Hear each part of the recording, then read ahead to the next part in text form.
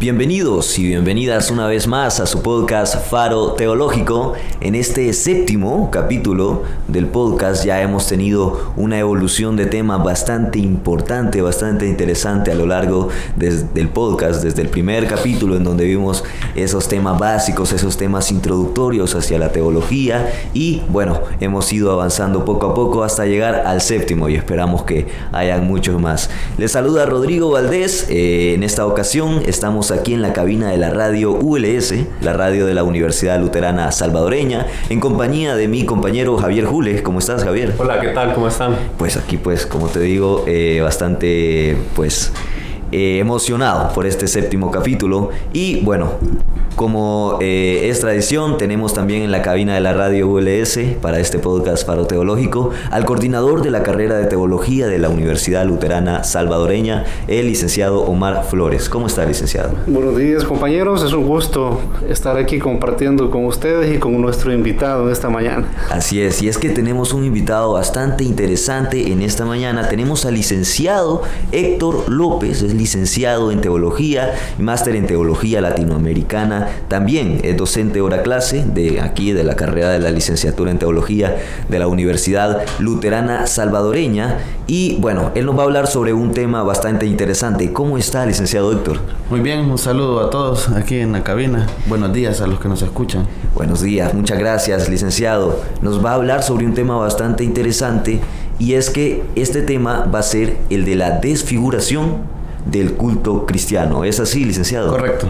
Bueno, vamos a comenzar ya de lleno con un pequeño prólogo, licenciado, sobre este tema. ¿Cómo podría resumir el tema de la desfiguración del culto cristiano? Pues quizás en palabras un poco cortas, esta desfiguración se puede definir como el alejamiento que ha tenido el culto cristiano en general a las prácticas con las que se desarrollaba en los orígenes del cristianismo. Claro. Tampoco estamos aquí para decir si está bien o está mal lo que se está haciendo actualmente, sino para poner el filtro que es lo que se hacía en los orígenes y desde ahí poder tener una perspectiva de tener un parámetro para evaluar las prácticas actuales del cristianismo en su expresión cúltica. Claro. En este caso, licenciado, podríamos definir un concepto como culto. Pues el culto ha sido siempre una expresión no solo en el ámbito religioso cristiano, sino en todas las expresiones religiosas ha habido como esa expresión celebrativa, incluso de ofrecimiento. Ahí viene la palabra del sacrificio. En la mayoría de las religiones el sacrificio es fundamental en el culto, ¿verdad? Hacia la divinidad. En el caso del cristianismo hay un culto en torno a una persona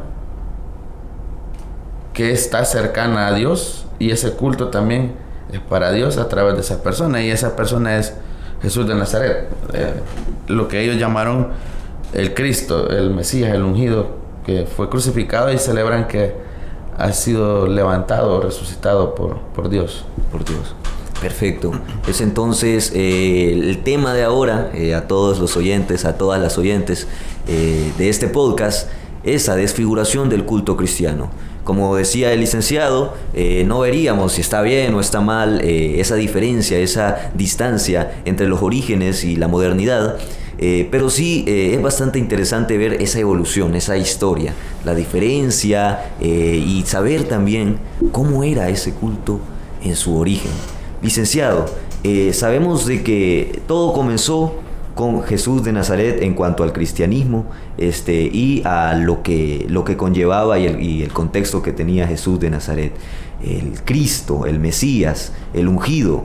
En este caso, luego de la resurrección de Jesucristo, podríamos decir que inicia el verdadero cristianismo o inicia cuando estaba vivo y cuando empezó a predicar Jesús de Nazaret. Sí, bueno, cuando inicia el cristianismo como tal, como una religión, sería también muy aventurado dar una fecha específica, cronológicamente hablando. Es decir, como decir, nació el 1 de enero del año del año 516 después de Cristo. Creo que para empezar habría que entender dos momentos. Jesús fue un judío, Sí. a cabalidad, un judío entregado a su judaísmo. Claro, Jesús estaba en un contexto donde habían varios judaísmos o expresiones del judaísmo. Donde estaban los fariseos, los saduceos y los esenios. Jesús, por algunos expertos dicen que era lo más cercano a un fariseo por sus actitudes, por su manera de enseñar, de hablar. E incluso, dice Antonio Piñero, esa manera de disputa que se encuentra en el Nuevo Testamento, no es que Jesús fuera un señor pleitista que anda buscando con quién discutir, sino que lo que encuentra ahí, uno es algo muy propio de los fariseos, que es el entrar en debate. Claro. Jesús fue judío hasta su muerte. De hecho, Jesús es un renovador del judaísmo. Él no sabemos si históricamente se presentó como el Mesías o como el Hijo del Hombre, todos esos títulos que se le dan ahora, pero sí lo que podemos descubrir es que históricamente, a través de su predicación del reino de Dios, quería restaurar y renovar el judaísmo y sobre todo Israel. De hecho, en el Nuevo Testamento, en los Hechos de los Apóstoles, le preguntan sus discípulos, ya cuando ha resucitado, ponen una escena donde le preguntan que si este es el momento en que va a restaurar a Israel. Creo que está claro que el espíritu ahí es la restauración de Israel y la renovación del judaísmo, que había caído en la impureza de estar en maridaje con el poder romano. No vamos a entrar en una clase de historia ahorita, pero sí es importante dejar esto claro. Luego de la resurrección de Jesús se empiezan a reunir siempre judíos, en torno a la memoria de ese Jesús crucificado, pero que ha resucitado. Según ellos han tenido una experiencia de resurrección de esta persona. Tampoco podemos afirmar que eso se puede llamar una religión aparte. Seguían siendo, de hecho, en los Hechos de los Apóstoles se le llama la secta de los nazarenos. Están dentro del judaísmo. Ellos siguen siendo judíos, pero empieza a haber aquí un cambio.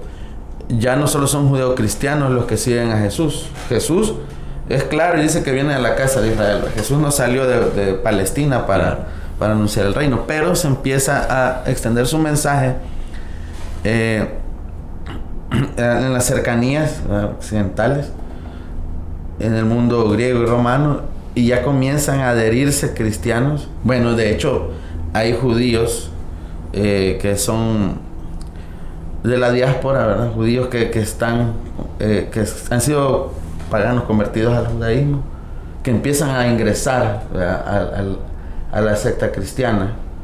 Eso ya va dando una apertura, pero ojo, siguen siendo paganos que han sido convertidos al judaísmo. Luego empieza a ingresar otro grupo de gente que son paganos que se convierten al cristianismo directamente. Y aquí es donde viene el tema de Pablo. Dice, bueno, los que son judíos deben de seguir siendo judíos en sus prácticas y todo. Los que no son judíos, son del mundo pagano, pueden ingresar solamente por el bautismo. Piensa el tema de la fe, de no circuncidarse. Entonces ya eso le va dando como otro color a la situación, ¿verdad? Va tomando un curso diferente, porque empiezan a tener contacto con un mundo totalmente distinto, donde ha habido una producción filosófica, en el caso del mundo griego. Y aquí viene una cosa que los expertos llaman la helenización del cristianismo, ¿verdad? Empiezan a tener contacto con el mundo helénico y las categorías griegas filosóficas comienzan a ingresar, ¿verdad? De hecho, en el Nuevo Testamento todavía se pueden ver Pablo tiene algunas ideas un poco estoicas sobre la iglesia, cuando habla del cuerpo que el cuerpo de Cristo es la iglesia y que Cristo es la cabeza. Una cuestión bien estoica de definir la iglesia. Ahora bien, con el culto, en un inicio esta gente se reunía, bueno, en Hechos 2:42 dice que se reunían a partir del pan, ¿verdad? Hacer oraciones. Una estructura clara, litúrgica, quizás no la podemos encontrar en el Nuevo Testamento, pero sí encontramos Por ejemplo, expresiones, para empezar, la primera expresión, y ojo, Jesús celebró el culto, participó, digamos, del culto judío, nunca hizo un culto en memoria del mismo, ¿verdad? Claro. Él participaba en la sinagoga se hacían oraciones, hay una estructura sinagogal, se lee la palabra, sobre todo se leen los textos, se recuerdan el texto del Antiguo Testamento, de la Torá, sobre la liberación, se mencionan los profetas, se leen los profetas, y luego se hace una especie de exhortación en la sinagoga para actualizar esa fe, para decirle al judío, bueno, de esta manera hay que comprometerse, y por eso vemos a Jesús participando en el servicio de la sinagoga, los días sábados. Entonces, ¿qué pasa con el mundo cristiano? Aparece un texto que es la primera carta de los Corintios, capítulo 11, versos del 23 al 26, donde Pablo hace mención de algo que quizás va a partir la historia de la celebración del culto cristiano. Pablo dice: porque yo recibí del Señor lo que también os he enseñado, que el Señor Jesús, la noche que fue entregado, tomó pan, y habiendo dado gracias, lo partió y dijo: tomad, comed, esto es mi cuerpo, porque por vosotros es partido, haced esto en memoria de mí. Asimismo tomó también la copa, después de haber cenado, diciendo: esta copa es el nuevo pacto en mi sangre. Haced esto todas las veces que la bebieres en memoria de mí. Así pues, todas las veces que comieres este pan y bebieres este vino, la muerte del Señor anunciáis hasta que Él venga. Estas palabras son bien claves. Eso. Sí, claves, y son bien, en el mundo católico son bien conocidas. Claro, lo que se celebra, lo que se dice en la misa a la hora de la consagración. ¿Será entonces la última cena, licenciado, el primer culto cristiano? Pues aquí viene el punto. Ajá. Pablo dice vamos a los textos del Evangelio, y en los Evangelios sinópticos, Mateo, Marcos y Lucas, están estas palabras con distintos matices, porque las retoman de distinta manera. Y bueno, haciendo énfasis que este texto de Corintios fue escrito mucho antes que los Evangelios, ¿verdad? Entonces, lo que queda aquí es decir, bueno, hay un contexto de cena en el Nuevo Testamento, en los Evangelios. Pero es que estas palabras que están puestas en la cena las dijo Pablo mucho antes, y dice que las recibió directamente del Señor. A ver, ¿qué quiere? Pablo no estuvo en la cena de Jesús, ¿verdad? No lo conoció en vida. Entonces, estas palabras, dice Pablo, yo las recibí del Señor. Aquí podemos decir, bueno, a ojo de historiador, cualquiera podría decir, bueno, aquí Pablo no está tomando unas palabras con las que compartió, ¿verdad? No es como que tú me digas: yo estuve comiendo contigo y tú dijiste esto, y yo diga: yo estuve ahí y dijo tal cosa. Una crónica. Sí, claro, eso no es una crónica, eso es como una cuestión me lo ha comunicado el Señor, ¿verdad? Lo he recibido. En este caso, licenciado, entonces ninguno de los 12 apóstoles que estuvo en la última cena escribió sobre la última cena. No, ninguno. Fue Pablo. Pablo dice que lo recibió del Señor. Entonces aquí ya tenemos un punto de discusión bien interesante. Palabras que se han adjudicado a la boca de Jesús, ¿verdad? Pero que Pablo dice que el Señor, dice: yo recibí del Señor lo que también lo ha enseñado el Señor Jesús la noche que fue entregado. Y sobre todo es bien complicado porque Pablo dice que él no le interesa a Jesús en la carne, ¿verdad? Conocer a Jesús, es decir, lo que Jesús fue. Claro. Que a él no le interesa tampoco estar bien con los demás apóstoles. Es un poco pleitista, ¿verdad? En ese sentido. Y dice: bueno, yo he sido constituido apóstol por el mismo Jesús. Y esto es una cosa que a mí me parece que debería ser un poco crucial. Estas palabras puestas en boca de Jesús son las que se retoman en el culto cristiano, ¿verdad? O sea, podríamos decir, bueno, Pablo fue parte fundamental, quizás una tesis podría ser parte fundamental de cómo va tomando forma el culto cristiano, hasta nuestros días incluso. Así es. Bueno, de hecho me voy a saltar quizás un poco, pero la Iglesia Católica, y bueno, cuando hacen la celebración de la Cena del Señor en las iglesias evangélicas, porque le he consultado a los estudiantes que son de diferentes congregaciones, dicen que lo que utilizan es ese texto para hacer la bendición del pan y el texto de Pablo. El texto de Pablo. Interesante. Podríamos, bueno, y también haciendo también énfasis en lo que usted acaba de decir, actualmente hay diferentes concepciones de estas reuniones o asambleas, cultos, misas, de como nosotros le hemos hablado, pero vemos que en las escrituras la palabra que predomina es culto. La palabra que predomina. Pues no predomina la palabra culto, sino que es que se habla del día del Señor. Sí. Bueno, de hecho, en el Nuevo Testamento, si uno se va al griego, no se habla ni de domingo, se habla del día después del sábado, que es el primer día de la semana. Porque para los judíos todos los días eran contados a partir del sábado. Digamos, me explico. El primer día después del sábado, podemos decir, es el domingo. El segundo día después del sábado, el lunes. El tercer día después del sábado. O sea, el sábado era como crucial. Claro. Y aquí viene una parte. Estos judíos que celebraban, estos cristianos judíos, y también los gentiles que habían sido convertidos al cristianismo, celebraban el culto, pero no este culto de la Cena del Señor, porque así lo titulaban ellos, digamos, la Cena del Señor. Ajá. Por eso dice, de hecho, él dice que el que toma, indignamente de la Cena del Señor es reo de muerte, ¿sí? Entonces, estos celebraban siempre el culto sinagogal. Estos cristianos, ajá, estos primeros cristianos, participaban del culto de la sinagoga. Entendido. Los sábados, o sea, ellos practicaban el sábado y celebraban esta Cena del Señor a la puesta del sol, ¿verdad? Que es, digamos, comienza el siguiente día para el judío.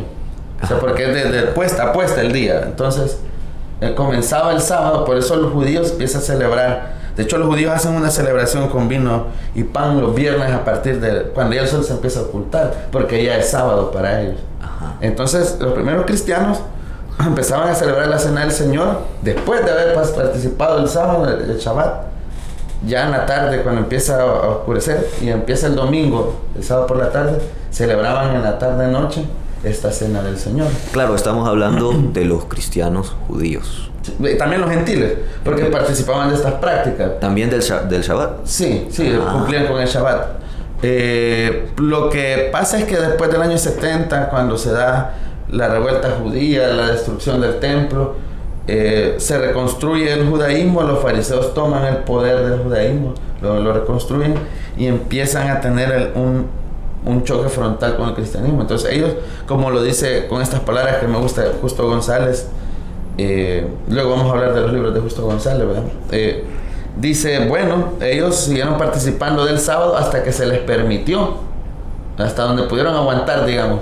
Ya cuando los expulsaron totalmente de las sinagogas, se llevaron, ¿verdad? Porque fíjense bien, creo que es importante, hay una referencia a cómo era el culto cristiano cuando Pablo está celebrando, está predicando un sábado por la noche, que ya es domingo, que se cae un individuo ahí y se mata y Pablo lo resucita. Es una historia que no vamos a entrar en el estudio del texto, pero sí, digamos, esta parte del culto de la sinagoga, que era leer, hacer oraciones, entrar en el tema de la lectura de la ley y los profetas, y luego hacer la exhortación adecuada del sábado.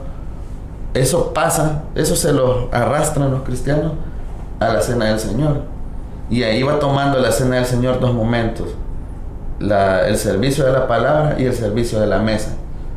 Entendido. Y ahí ya claro, la cosa va cambiando, cuando se van separando del judaísmo.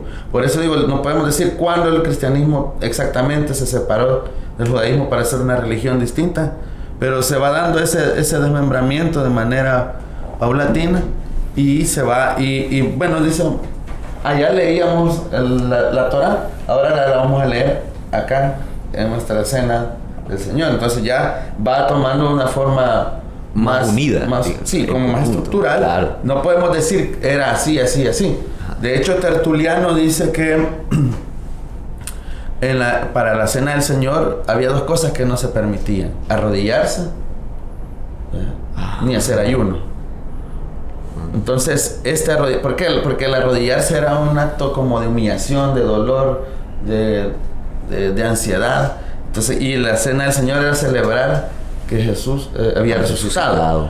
Entonces, ¿qué va pasando? Cuando esta cena que se celebra en la cena, por la tarde, los días sábados, va cambiando de día cuando los gentiles cuando la iglesia, o el cristianismo mejor dicho, se va creciendo en gentiles y los judíos son pocos porque empiezan a haber más gentiles que judíos, por su modus vivendi, toca celebrar la cena del Señor el primer día de la semana en la madrugada, tempranito. Y ahí ya vemos que va tomando la forma de cómo se celebra ahora, los domingos en la mañana.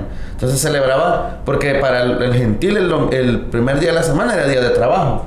Entonces no iba a dejar de trabajar por ir al culto. Entonces el culto a tempranas horas de la madrugada ya iba pasando, ¿ya? Y ahí ya se empieza a celebrar el culto en diferentes días. Ya es como va evolucionando, no es que todo se celebra el domingo a primera hora, como podemos pensar que así fue inmediatamente, ¿ves? Y sobre todo esto, a mí me llama la atención esto de no arrodillarse ni ayunar, porque más adelante voy a hacer referencia a esto, para que no se me olvide. Yo recuerdo que cuando uno le daban la catequesis de la primera comunión, también le decían que tenía que ayunar antes de ir a misa. Sí. Entonces, y en el cristianismo primitivo, pues, no se podía ayunar porque no podía llegar uno a la cena del Señor indispuesto. Tenía que llegar uno con toda la alegría que merecía la situación. Se celebraba que Jesús había resucitado. Podemos entonces, licenciado, de manera quizás más analizada, decir de que el primer culto, o al menos el origen del culto cristiano, es la mesa del Señor. La cena del Señor. Correcto. ¿Verdad? Que no vamos a entrar en los detalles. Pablo se la inventó. Pero es eso, el torno a la cena del Señor, de unas palabras que Pablo dice que recibió del Señor, ¿verdad? De esas revelaciones que para nuestro entender modernos pueden ser inventos, ¿sí? A seca, ¿verdad? Claro. Cualquiera puede decir, cualquiera no quiere decir, Pablo se inventó esas palabras, si lo quisieran plantear así. Yo lo diría de otra manera. Pablo pone en boca de Jesús estas palabras. Ha tenido un contacto no carnal con Jesús, pero dice él que las recibió de Jesús. Fue entonces una evolución, digamos, desde el origen, como usted nos contaba, de que, bueno, al principio el porcentaje de judíos adentro de la secta cristiana, era bastante, y de que se celebraba el Shabbat, y luego del Shabbat se iba a celebrar a lo largo, ya llegando el domingo casi, la cena del Señor. Luego, lo que sería el porcentaje de, en este caso, gentiles, fue creciendo. Correcto. Y el modus vivendi, la forma en la que estas personas vivían, fue cambiando estos horarios, digamos, ¿sí? en donde se celebraba la cena del Señor. Y después de que los fariseos tomaron lo que sería el mundo judío, hubo un desmembramiento en sí de la secta cristiana y del mundo judío en central, digamos. Sí. Y es entonces en donde se deja de celebrar el Shabbat y luego la mesa, y luego la cena del Señor, y ya se hace algo más unido, que comienza con la lectura del Torá y luego la cena del Señor, ¿verdad? Una lectura y luego cena. Sí. Ese es entonces, podríamos decir, el origen del culto cristiano. Va evolucionando ahí más o menos. Claro, sería un estudiante de teología.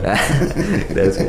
Entonces, una síntesis bien hecha, ¿sí? Correcto. Es entonces eso, y ahí es donde podemos ver, digamos, el primer origen. Podemos, de una u otra manera, licenciado, poner esto en alguna etapa centenaria de la historia. Estamos hablando de... Yo lo pongo por generaciones. Estamos hablando en las primeras 4 generaciones cristianas. 4 siglos. No, en el entendido que la primera generación va del año 30, desde la muerte de Jesús, hasta el año 40. Esa es la primera generación cristiana. Sí. La segunda generación va del año 70 al año 110. La tercera generación va del año 110 al año 150. Son generaciones de 40 años. Sí. Y la cuarta generación cristiana va del año 150 al año 190. Estamos hablando casi 200 años. Dos siglos. Digamos. Sí, 2 siglos. Digamos que en 3 siglos, porque ya por el año 311, 370, cuando el cristianismo, en el 370 oficializado el cristianismo como religión del imperio, pasa de ser perseguido a ser el oficial. En el 311 se les tolera la libertad de culto, en el 370 ya se les oficializa. Ahí cambian las cosas, ¿verdad? Entonces digamos que del año 300 para abajo se estaban dando todas estas mutaciones, ¿verdad? Y recordemos que en estas mutaciones van apareciendo las herejías. Las herejías son aquellos grupos minoritarios que proponen otra manera de ver el cristianismo o la fe en Jesús, porque lo que se va imponiendo desde siglo I hasta el siglo II es la visión paulina del cristianismo. Claro. Eso es bien importante que se vaya tomando en cuenta, que la visión cristiana es la visión paulina que ha llegado hasta nuestros días. Hasta nuestros días. Por ejemplo, en el tema del culto, quizá una cosa más, aquí también viene el tema del bautismo. El bautismo ya va tomando una tónica como requisito esencial para participar de la cena del Señor. Ajá. Entonces, cuando ya unen la parte del servicio de la palabra y el servicio de la mesa o de la cena, los que no son bautizados pueden participar del culto, pero solo. ¿Los que son bautizados? Los que no son bautizados pueden participar solo de la cena. Perdón, solo del servicio de la palabra. Ajá, claro. Para la cena, solo los bautizados. Entonces se les pide que se retiren y mientras están en el proceso de bautismo, donde nacen los catecúmenos, ¿verdad? Eso es lo que plantea Justo González también en esto de la cena del Señor. Estamos en la cabina de Radio ULS, la radio de la Universidad Luterana Salvadoreña, con el licenciado en Teología Héctor López, que es docente hora clase de la carrera de la licenciatura en Teología de aquí de la Universidad Luterana Salvadoreña, hablando del tema de la desfiguración del culto cristiano. En esta primera parte hemos hablado sobre ese origen del culto cristiano, cómo inició, qué se celebraba, quiénes estaban ahí, más o menos por qué año se dio ese origen y cómo se ha ido desarrollando en los primeros tiempos. Para la siguiente etapa vamos a ver una evolución más amplia. Vamos a revisar esta evolución histórica ya desde donde nos hemos quedado hasta la actualidad. Así que vamos a este pequeño corte comercial y volvemos en un ratito. La Universidad Luterana Salvadoreña abre su matrícula. Conviértete en un profesional con principios y valores. Te ofrecemos 11 carreras: licenciatura en Psicología, licenciatura en Idioma Inglés, licenciatura en Ciencias Jurídicas, licenciatura en Ciencias de la Computación, licenciatura en Administración de Empresas, licenciatura en Contaduría Pública, licenciatura en Trabajo Social y licenciatura en Teología, Ingeniería Agroecológica, técnico en Desarrollo de Aplicaciones Informáticas y técnico en Ingeniería Agroecológica. Llámanos al 2133-2600 y búscanos en redes sociales como ULuterana. No esperes más. Universidad Luterana Salvadoreña, tu opción al futuro. Volvemos a la segunda parte del Faro Teológico. Estamos hablando sobre la desfiguración del culto cristiano. En una manera introductoria hemos podido conocer acerca de cómo Pablo nos introduce a un tipo de culto.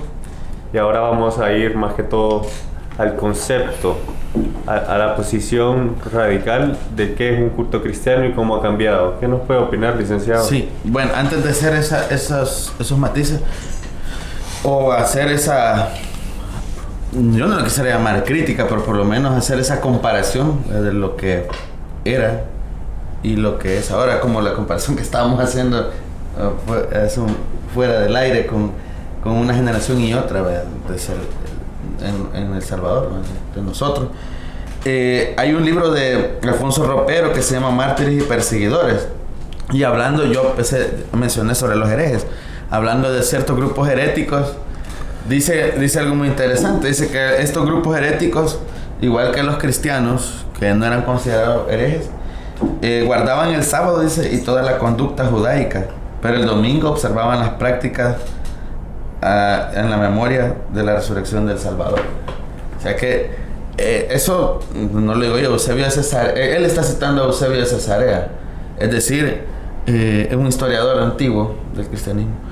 Esto confirma que los cristianos, los primeros cristianos, celebraban, participaban de las cuestiones culticas del Shabbat, y también celebraban no había una sustitución de la cena del Señor por el sábado. Luego sí se va haciendo como es el culto central del cristianismo, la cena del Señor. Entonces dice Justo González en su libro Breve Historia del Domingo que no hay un esquema, es difícil encontrar un esquema del culto de los orígenes, ¿verdad? Obviamente, ¿qué pasa? El bautismo era para ser partícipe de la cena del Señor, ¿verdad? En cambio, cuando la iglesia da el giro constantiniano, es decir, se vuelve una parte del poder, donde el cristianismo pasa a ser parte del poder ya en el año 370 de manera oficial, el bautismo se vuelve una manera de control, ¿verdad? Claro. Interesante. Ya no es una cuestión de convicción. Entonces ya los cultos, las cenas del Señor ya no son en las casas, ¿verdad? Empiezan a existir grandes basílicas, ¿verdad? Hay que hacer una historia también de la arquitectura cristiana. Eso también no pretendo decir un montón de cosas en un ratito porque es muy complicado, pero ven, la cena del Señor empieza a ser el culto de una religión dominante, ¿verdad? El cual todos deben de participar. De hecho, menciona Justo González porque ha sido mi referente en esto que lo he hablado con los estudiantes en este ciclo, en la materia de homilética y liturgia. Hay una cosa que es impresionante. Cualquiera podría decir la Palestina de Jesús era una Palestina analfabeta, pero dice Justo González que no, que el analfabetismo podría haber estado más en el mundo gentil. ¿Por qué? Dice Justo González, la Palestina del siglo I y los judíos no podrían haber sido analfabetas porque casi todos participaban de la lectura de la Torá en la sinagoga. Entonces ahí aprendían a leer. Entonces y él hace referencia, luego dice, más adelante en el cristianismo, ¿cómo se celebraban se celebraba el culto? O la misa, digamos, lo que luego se llamó misa. Vea que eso es una de las degeneraciones del culto, ¿verdad? Llamarle misa, llamarle Eucaristía, ¿verdad? En el sentido que la Eucaristía, sí está la palabra en griego que es dar gracia, ¿verdad? Acción de gracia. Pero el título original de este culto es la Cena del Señor. Quizás me voy a ir brincando los momentos, pero aquí viene también otro parámetro para ver por dónde van los cultos actualmente. Todos celebran la Cena del Señor, o se vuelve un espacio de retórica y de catarsis, donde solo se lee la Biblia y se empiezan a decir un montón de cosas, o el predicador, ya sea pastor, sacerdote, se pone como figura central de su vida. ¿Entiendes? Y se acabó el culto, un par de canciones y se fue. Estoy hablando en caso de algunas expresiones culticas evangelicales, que la Cena del Señor se celebra de vez en cuando.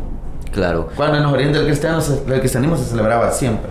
Ajá, después. Es entonces, licenciado, como usted decía, estamos ahorita en el punto, de la historia, en el punto del que íbamos hablando, en el que ya la Cena del Señor deja de ser de cierto punto, hasta cierto punto, no obligatoria en lo que sería el culto, en lo que sería la celebración, podríamos decirle. Aunque vemos esa diferencia, claro. La palabra Eucaristía, que se está refiriendo a ese pan, a ese alimento. La Cena del Señor, que está bastante explícito. El culto, que tiene que ver con el sacrificio. ¿Y qué significa misa en este caso? Pues es una expresión como decir, es que significa despedida, ¿verdad? Y, ajá. Sí, bueno, la palabra misa es bien interesante porque hoy en día se lee como sinónimo de algo aburrido, ¿verdad? Pero en sus orígenes, en la antigüedad y Edad Media, es bien interesante ver la raíz del término. Misa viene del latín misare, y misare en latín significa misión. Es decir, la idea o el objetivo original con el que surge la misa católica era que el feligres, el creyente que iba a misa, escuchara el evangelio del reino y saliera, digamos, motivado a realizar la misión. Era despedido a realizar la misión. Es decir, era un espacio para concientizar a la gente. Era el pistolazo de salida de la misión. Para que aprendiera, escuchando el evangelio, escuchando la homilía, y saliese motivado a realizar la misión. Ajá, claro. La misión que siempre ha estado relacionada con la transformación, ¿no? Ajá. Misión en transformación. De hecho, es muy, muy interesante porque el tema de la evangelización, para los primeros cristianos, el culto no era para evangelizar, era para exhortar al mismo cristiano a un compromiso, a una praxis concreta. Porque se evangelizaba, bueno, en el templo, en las plazas. Cuando se le fueron cerrando los espacios a los cristianos para evangelizar, empezaron a tener a tener este tono de evangelización dentro del mismo culto. Entonces, es bien complicado porque el culto tiene que tener un sentido exhortativo. Eso es lo que había en los primeros cristianos, exhortativos. Y en el tema, pero, por ejemplo, el título de misa a la Cena del Señor se convierte en una desfiguración en el sentido que no era ese el sentido originario, ¿verdad? No era ese el espíritu con el que se celebraba, ¿verdad? Habría que también hacer un podcast de alguien que tenga conocimiento sobre cómo ha ido cambiando el tema de la misión cristiana, la evolución de esa visión de lo que llamamos evangelizar, ¿verdad? Claro. Porque eso es también crucial. Todo Ellacuría dice, yo creo mucho en Ellacuría en este sentido, que dice que hay que hacer una historización de los conceptos. Y cuando él se refiere a esto hay que ver cómo el concepto, digamos, economía ha ido en unas transformaciones, ¿verdad? Sí. Siguiendo, licenciado, con la situación de la evolución de lo que sería la zona de Israel, que luego se pasa a toda la zona helénica, digamos, sí. Roma, Grecia, sigue siendo el culto, esa cena del Señor en donde se hace una lectura, en donde se hace luego una cena, una representación de la última cena. Luego de esos lugares, ¿hacia dónde pasa? Y será que después de estar en ese, digamos, territorio, pasa luego a lo que serían los demás territorios y pasamos a la Edad Media? Sí, empieza ya el tema de la Edad Media en el mundo occidental, ¿verdad? Es entonces, licenciado, en la Edad Media donde empieza claro, estamos hablando del cristianismo. ¿Misa ahí en la Edad Media o todavía sigue siendo culto en los monasterios? Lo que pasa es que ya empieza a tener transformaciones, digamos, no en mención terminológica. Paulatinamente se le va llamando ya Eucaristía, ¿verdad? Se le va perdiendo aquel espíritu. No ponerse una fecha concreta en la que ya no se le dice Cena del Señor y se le empieza a llamar Eucaristía o Misa, ¿verdad? Obviamente cuando el latín predomina dentro del cristianismo, ya empieza a tener esa tónica, ese nombre de misa. Pero es importante también en esta etapa que el culto de la Cena del Señor, más allá de una memoria del resucitado, se empieza a convertir en algo sacrificial. Aquí viene la parte sacrificial. Es un sacrificio que se ofrece en cada momento. Esas palabras de Pablo ya son como que se esté ofreciendo cada vez el sacrificio, ¿verdad? Hay un altar, ¿verdad? De hecho, empiezan a existir los altares, ¿verdad? Hasta la actualidad en el mundo católico y las iglesias protestantes, la mayoría tienen sus altares, ¿verdad? Y un altar que se hace se adora. ¿verdad? Ajá, ¿verdad? claro. Y también se ofrece un sacrificio, ¿verdad? En el Sí. altar. Se ofrece. Entonces Claro. hay un ofrecimiento que es la sangre y la carne y la sangre de Jesús. Hay Miguel de Burgos, Fray Miguel de Burgos, una recomendación de un estudiante que me hizo sobre un video sobre la cristología en la carta a los hebreos. Él habla de este término, de decir, dice, es inadmisible que todavía a los niños, un cura, un fray, dice, es inadmisible que a los niños en la catequesis se les esté hablando de sacrificio, ¿verdad? Empieza el tema, empiezan a surgir los sacramentos, ¿verdad? Como ya de manera estructurada en esta Edad Media, en la parte oscura del cristianismo. Empieza a dominar el catolicismo, ¿verdad? Ajá. ¿Verdad? Como tal.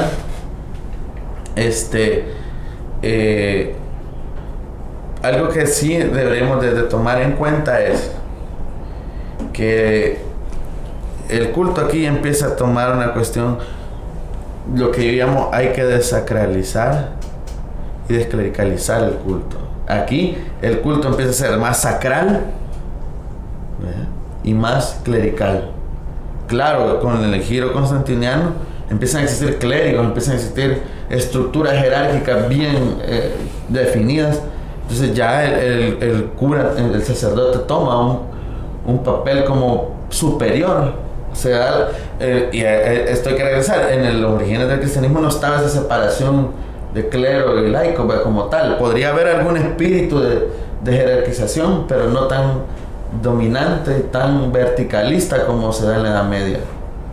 Y esto es lo que le da un giro a la cena del Señor. ¿Quién preside? Del sacerdote, ¿verdad? Que ya no solo es un pastor, sino que parece un funcionario del Imperio Romano.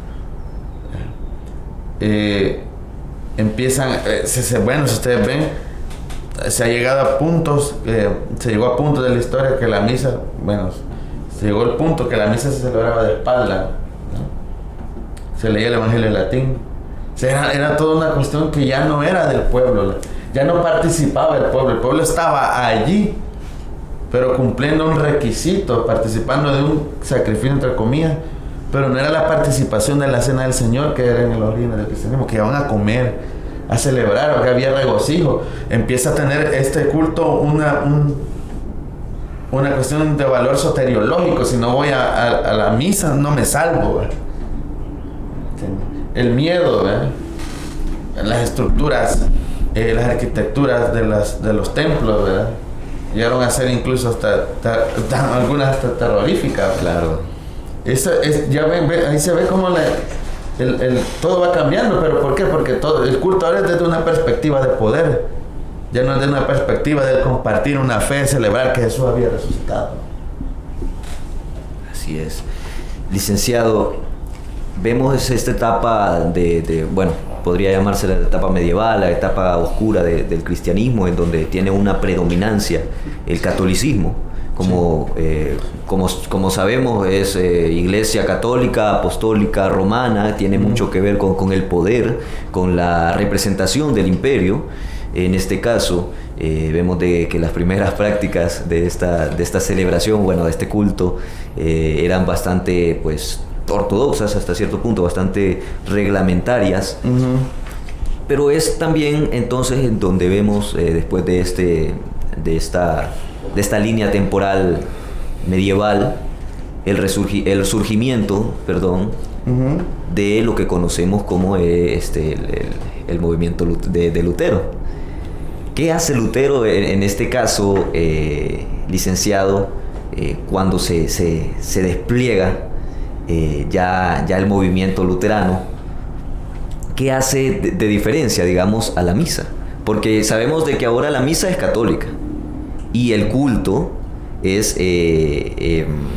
ya la parte evangélica. Sí. ¿Por qué? Digamos, los luteranos nunca han dejado de hacer la celebración de esta cena del Señor casi con el rito parecido al católico.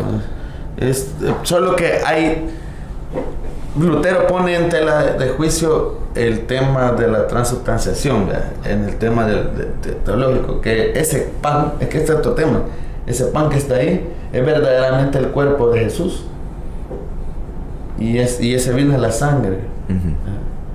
Pero no solo es que sea o no sea, no se trata de un ser sin sentido, sino que, por ejemplo, el católico dice, guardamos al Santísimo, abren el cofrecito y lo guardan. Entonces ahí viene hasta dónde ese pan y ese vino puede ser cuerpo y sangre de Jesús, y en torno a qué. Lutero también hace un giro en esto de que esto lo retomó el Concilio Vaticano II, que todos los bautizados son celebrantes en el culto cristiano, y sobre todo que se lea la palabra de Dios o la Biblia en la lengua vernácula, que eso fue uno de los puntos esenciales de Lutero. Claro, no hay una estructura que él hace, una crítica que no la tengo ahorita en mente, hace como una crítica hay una propuesta sobre el culto cristiano, pero no es como su afán, ¿verdad? Ese no es como su punto esencial en la reforma. Y bueno, entonces hay una cuestión que Lutero lo que dice, bueno, se le ha quitado a la gente la participación, ¿verdad? En esto.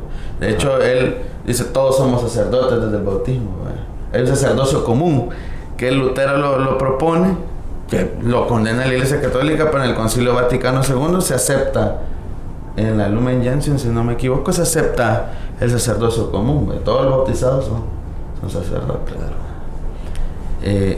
Pero es que el problema aquí es que ya el tema del sacerdocio comienza a ser como un tema de jerarquía, ¿verdad? Esa separación, y sobre todo dicen, no, que el catolicismo significa universal. Lo que es, cuando se oficializa el cristianismo se le da ese término católico, porque se dice todo aquello que no sea católico, entonces pueden ser cualquier cosa menos considerados cristianos. Entonces ya empiezan a haber cosas de exclusión, empiezan a existir por ejemplo estructuras litúrgicas claras, ¿verdad? En el catolicismo hay un libro que se llama Leccionario, están las plegarias eucarísticas bien hechas, bien estructuradas, y es interesante. El catolicismo tiene toda esta estructura litúrgica, pero no se lee la Biblia en el púlpito, sino que las lecturas están en un libro que no es la Biblia, están hechos por los ciclos A, B y C según el año que corresponde. El ciclo A corresponde B, C, que es Mateo, Marcos y Lucas, en ese orden que se ponen los ciclos. Ciclo A Mateo, ciclo B Marcos, ciclo C Lucas. Entonces está muy bien estructurado porque ponen las lecturas de cada día, pero aquí hace la diferencia de los orígenes. Hay una estructura litúrgica bien clara. Si Justo González dice, en los orígenes no podemos decir cómo se celebra un culto, cuáles eran las partes. Ahora sí podemos decir cuáles son las partes, por ejemplo, de un culto católico. Claro, ya hay una estructura. Claro, está el ofertorio, está la parte de la palabra, está la parte de la liturgia de la palabra, le llaman ellos, sí. Que en eso sí se parece al inicio, que dice que hay un servicio de la palabra y un servicio de la mesa. Y el catolicismo le llama liturgia de la palabra hasta la predicación. Liturgia eucarística le llaman desde el credo hasta el final de la misa. Hay una estructura. Bien o mal no lo sé, pues, pero lo que pasa es que hay alejamientos. No puede comulgar los divorciados, los que están en pecado mortal, los que no se hayan confesado. Se pide a veces el ayuno, se pide el silencio de manera... Sí, yo entiendo que la oración necesita silencio, pero aquí justo González propone que no se pedía ni arrodillar. Bueno, se arrodillan en la misa, ¿verdad? Hay un momento de arrodillarse cuando se hace la consagración. Pedir arrodillarse y que se ayune va en contra de lo que Tertuliano dice, ni arrodillarse ni ayuno porque es un día de regocijo. Y quien si ayuna va a andar regocijante, no hay que tener ninguna austeridad, ojo, por eso habían problemas en el mundo gentil con la celebración de la cena, como era gozo, por eso Pablo los regaña, le dice, ustedes se emborrachan, ¿verdad? Comen unos antes que otros. En cambio, ahora está el extremo, esa sacralización que hay del culto cristiano, lo hace como algo en el que yo tengo que entrar casi flotando, ¿verdad? Y puro, ¿verdad? Y sobre todo, más allá de la sacralización, es esta clericalización del culto, ¿verdad? No se puede en el catolicismo, en el cristianismo católico, no se puede celebrar una misa, una cena del Señor, no quiero ocupar la palabra misa, no se puede celebrar una cena del Señor si no hay un sacerdote consagrado, presente y dirigiendo. Correcto, se puede hacer una celebración de la palabra por cualquier cristiano, que en este caso es lo que hacen, por ejemplo, los grupos. Claro, se puede hacer una celebración de la palabra, pero no se comparte el pan y el vino.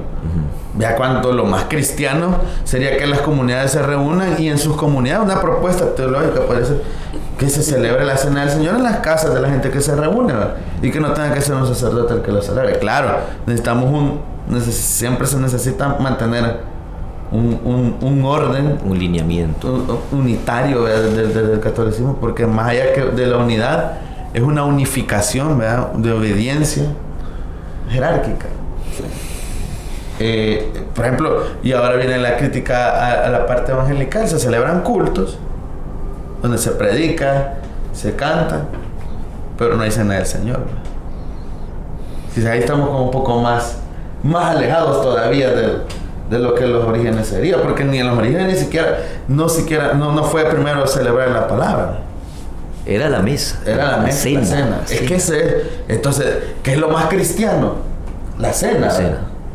La cena. Pues si queremos ser cristianos, pero si no, pues hagamos cualquier cosa. En ese último punto que el compañero aludía a las iglesias evangélicas, yo creo que ahí hemos de matizar un poco, ¿verdad?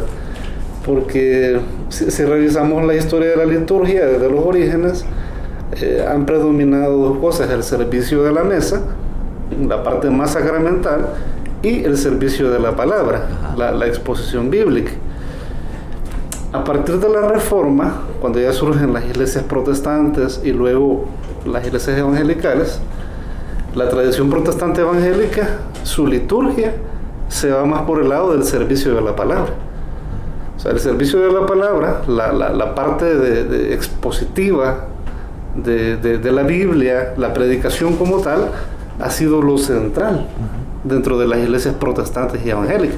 O sea, no es que no celebren la Santa Cena, sino que no lo hacen de manera así tan periódica como en el catolicismo, porque el catolicismo ha sido, digamos, siempre más sacramental. Se puede decir de que podríamos poner esta pequeña comparación, que el catolicismo actual se va del lado más de la celebración, y las líneas protestantes se van del lado más del estudio. Bueno, eso lo dice, por ejemplo, el teólogo católico, Yves Congar, que la tradición católica es más sacramental en el aspecto cultico.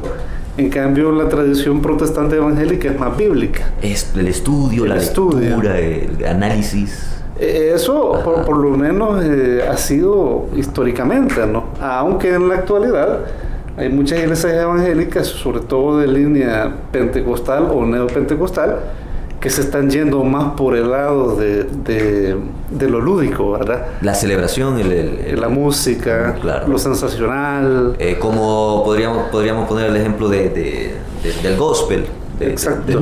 Claro, entendido. Hemos estado hablando aquí en Faro Teológico, ya en el 7º capítulo, sobre la desfiguración del culto cristiano.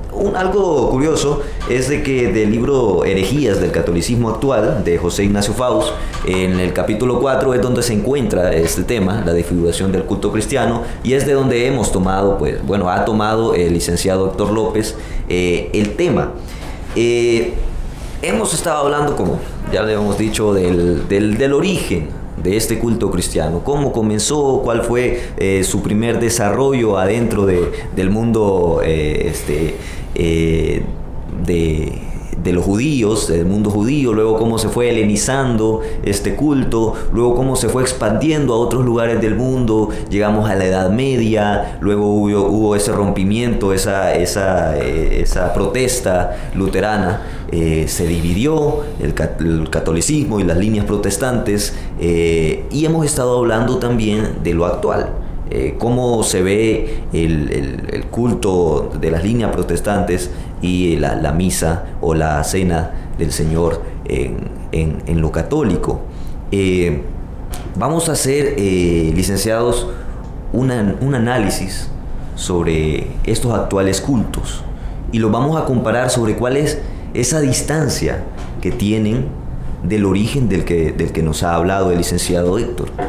¿Cómo podemos comenzar a hacer ese análisis? Sí, bueno, haciendo referencia a González Faust, empieza a decir, bueno, hay una transformación después de que esta celebración de la Cena del Señor fuera en una casa a celebrarse en lugares más grandes. ¿Por qué? Porque eran celebraciones masivas, eran más cristianos y más, ya no cabían en una casa. Dice, se empiezan a alquilar locales. La masificación, por tanto, como que dio paso a que se comulgara solo con una especie, es decir, que la comunión solo fuera con pan, porque la masificación era tanta que el vino pasó a ser, dice, parecía que fuera un privilegio solo del que celebraba la cena, y tomaba vino. Bueno, de hecho es lo que pasa en la misa. Toma vino solo el sacerdote. El sacerdote, y el pan lo compartía. Dice, bueno, incluso ya no se parte el pan, ¿verdad? Sino que lo que se hace es dar una hostia, ¿verdad? Entonces son ese tipo de cosas que van cambiando. Y dice González Faust, aquí viene el tema también que podría ser un tema teológico muy, muy interesante y que debería ser un debate entre un católico y un protestante sobre la presencia real de Cristo en el pan, en la Eucaristía. Hay posturas luteranas, hay posturas católicas, pero hay una postura subiriana que también debería de exponerse aquí para ver ese tema. Pero dice González Faust, fue tanta la cosa con esto de la hostia que se empezó a exponer en procesiones en instrumentos de oro, sí. En custodias de oro, y la gente siguiendo la custodia, que ese es Cristo el que va ahí en el pan, ¿verdad? Y ojo que no lo digo con afán de decir que está o no está, sino que hasta dónde llegó la cosa de una celebración comunitaria de comer para recordar al resucitado, a una exposición de gloria y poder, porque como decir, si va en el oro, es que eso es cuando yo hablo de sacralización, tiene que ir ahí en ese oro, ¿verdad? No toques con la mano la hostia, poner la boca, o sea, no sos digno de tocar a Cristo con las manos, sino comértelo. Incluso algunos han sido exagerados, que no hay que triturar tanto la hostia, sino que hay que dejar que se deshaga. Sí, pero una cena no se la hace uno tragada, ¿verdad? Yo creo que eso que mencionaba el licenciado Héctor, la exégesis bíblica no tiene problema con el tema de la presencia de Cristo en el pan, porque desde la exégesis bíblica siempre se ha sabido de que eso es algo metafórico. El problema ha sido más desde la teología dogmática, que ha interpretado eso de manera literal, y ahí es donde han surgido las teorías que si la transustanciación, que si es consustanciación, pero son discusiones de la teología dogmática medieval. pero desde la exégesis bíblica se sabe hoy en día que esas palabras son metafóricas y, óiganlo bien, tienen un origen, tienen una raíz en un culto fuera del cristianismo y fuera del judaísmo, el mitraísmo. O sea, dentro de la tradición mitraísta, un culto mistérico griego, se hablaba ya de la carne y del vino, y que la presencia del dios Mitra estaba en él. Entonces, en los primeros siglos del cristianismo se da una teología de la sustitución, donde esos elementos se reemplazan y se cristianizan. Lo mismo sucede con los templos. El compañero mencionaba hace un momento que primero en las casas, ¿verdad? Pero poco a poco fueron adquiriendo locales, templos más grandes. ¿Por qué? Porque cuando el cristianismo empieza a oficializarse, entre los siglos 3, 4 en adelante, los templos paganos que habían sido de otros dioses hoy eran cristianos. Y ahí surge toda esa tradición de basílicas, no de grandes templos, ¿no? Un cristianismo más templocentrista. Entonces, bueno, ya para ir resumiendo, si el origen era la reunión, la celebración, el sacrificio hasta cierto punto, y era llegar, leer, hacer la liturgia y luego cenar, hacer la cena del Señor, ¿cómo, o sea, qué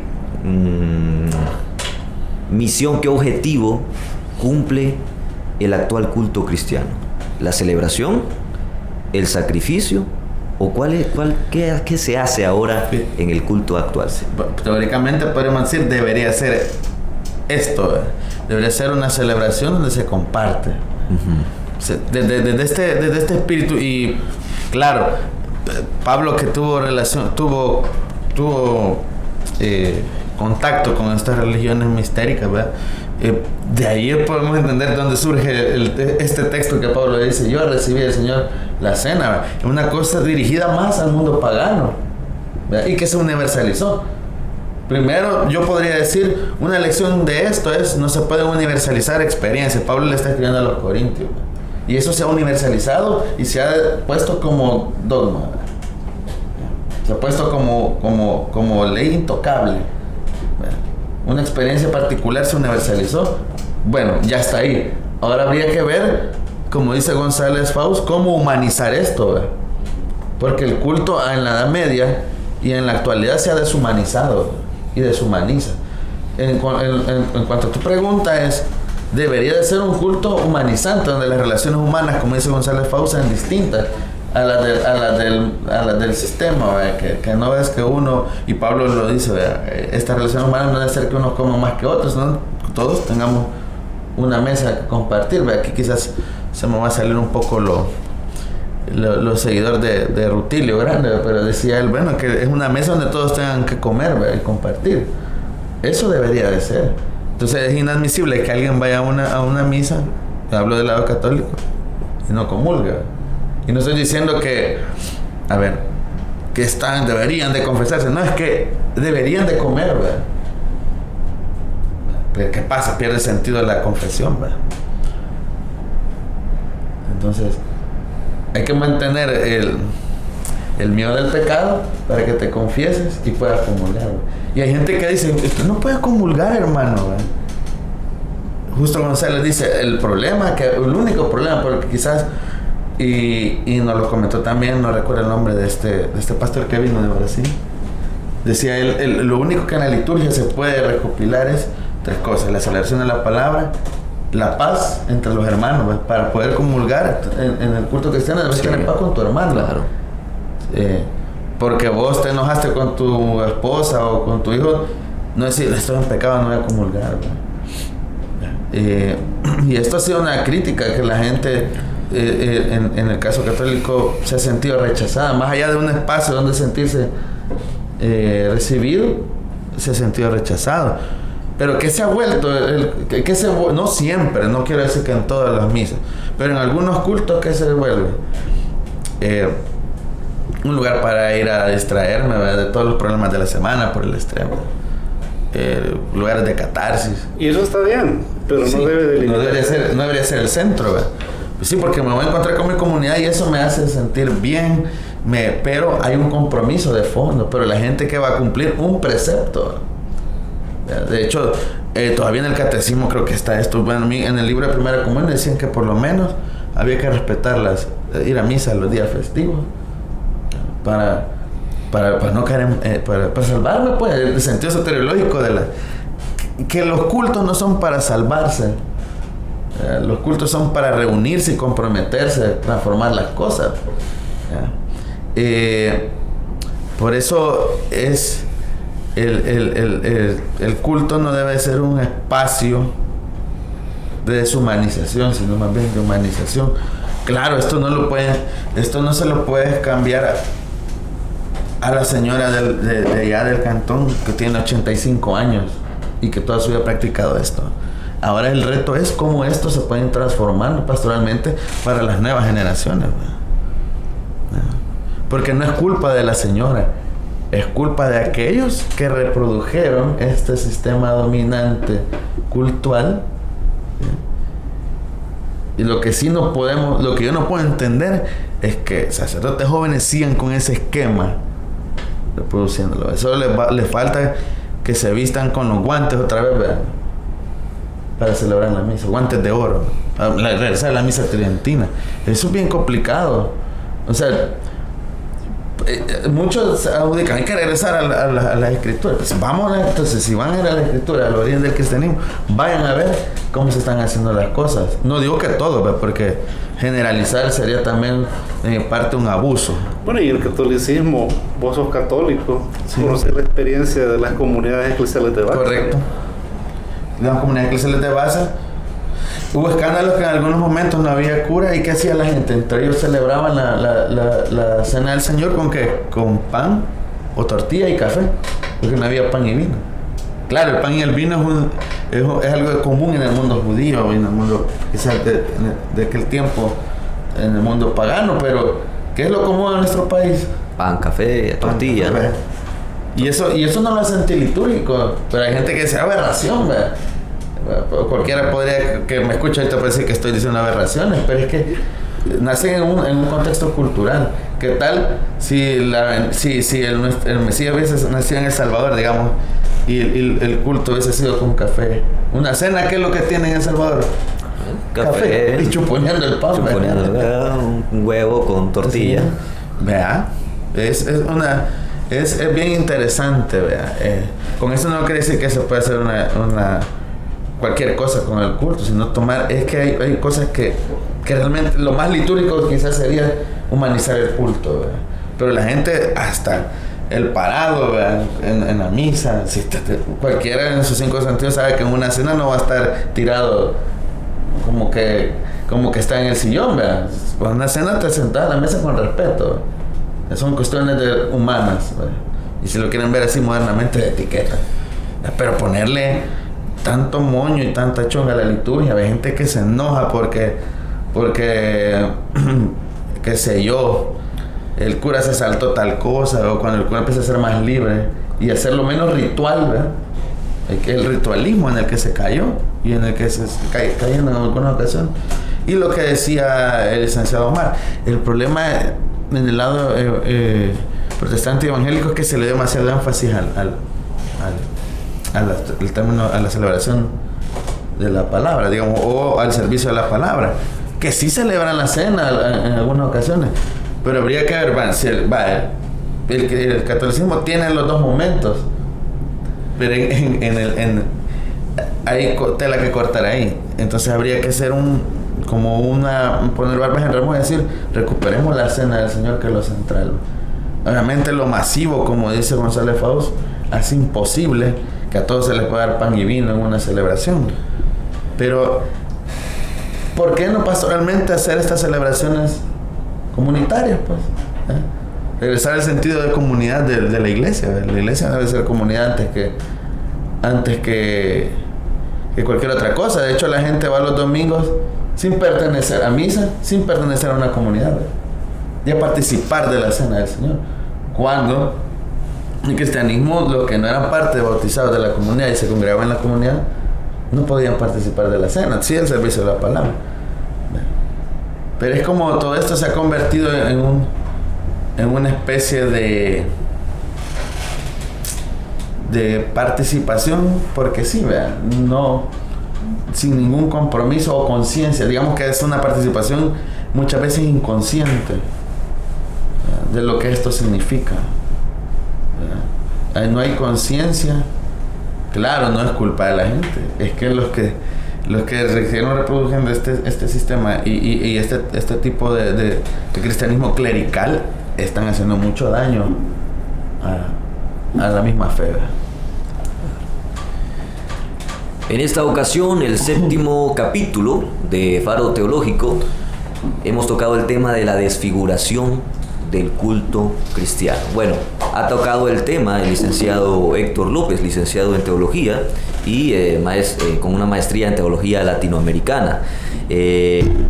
Licenciado, bastante interesante este tema, bastante profundo, que requiere de mucho análisis, tanto histórico, tanto cultural, y bueno, pues es una invitación también para las y los oyentes a que sigan analizando, a que sigan reflexionando sobre lo que hoy hemos hablado y que saquen sus propias conclusiones. ¿Cómo debería ser o más allá de cómo debería de ser, cómo usted como oyente lo celebra? ¿Cómo siente esa celebración o ese culto, esa misa?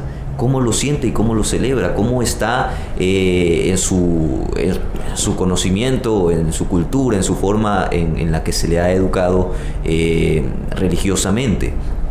Y puede hacer sus propios análisis. Licenciado, muchas gracias por su participación en esta. ¿Quisiera decir algo más? Sí, no, nada más gracias a ustedes por el espacio, por el tiempo y por escuchar estas cosas que casi nadie quiere escuchar, ¿verdad? Claro.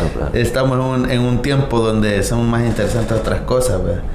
Pero yo creo que este tipo de temas pueden ayudarnos a humanizarnos y a ir cambiando nuestra forma de ver la vida, menos hundidas en el capitalismo y más puestas en el amor del prójimo y al prójimo, en tener relaciones humanas que nos lleven a vernos a todos como parte de una misma humanidad. Claro. Muchas gracias, licenciado. Licenciado Héctor López, docente, ahora clase de aquí de la licenciatura, sí, en trabajo social, ¿verdad? Teología. De teología, perdón. de la Universidad Luterana Salvadoreña. Tenemos la licenciatura en teología y vemos este tema y muchos más en lo que sería la carrera de teología, ¿verdad? Licenciado.